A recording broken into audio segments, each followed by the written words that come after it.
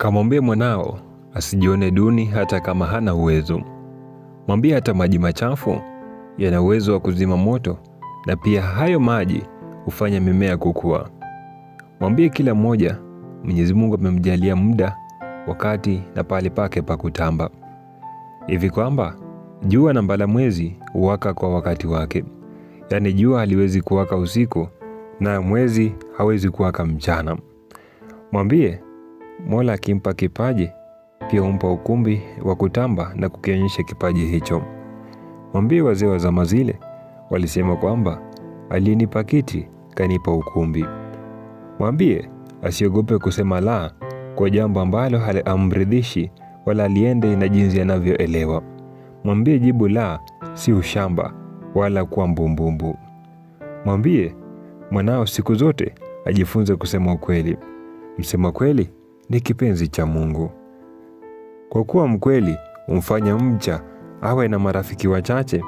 Mwambie ni bora kuwa na marafiki wachache wa kweli kuliko kuwa na wengi wanafiki. Mfahamishe mwanao aote moto na wale waliomsaidia kuchanja kuni. Mwambie marafiki wachache wa kweli huja wakati wa majonzi, ila wale wanaojitenga naye wakati mambo haendi sawa au ni wanafiki tu. Mwambie mwanao asipende kusema sana. Mwambie akienda kwenye vikao ambavyo wanajifunza basi awe msikivu na asiende kama mwalimu. Mwambie mwanao katika bahari ya mafanikio ni kubwa, inamtosha kila mmoja apate riziki yake. Mwambie anapokuwa anatafuta mkate wake wa kila siku awe makini asiukanyage mkate wa mwenzio. Mwambie asione kunuka jasho hapo wakati anatafuta hela za kununua marashi. Mwambie mambo yake yanaponyoka asione wenzake ambao bado wanapambana kama wazembe. Na katika sala zake za kila siku mwambie aombe sana mafanikio ya mwenzio yampe moyo wa kuzidi kupambana, wala yasimpe chuki, wivu na tamaa.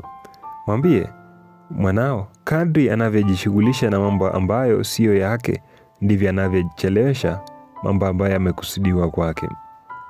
Mkumbushe mwanao kwa kile jambo amweke Mwenyezi Mungu mbele, apige dua katika kila hatua.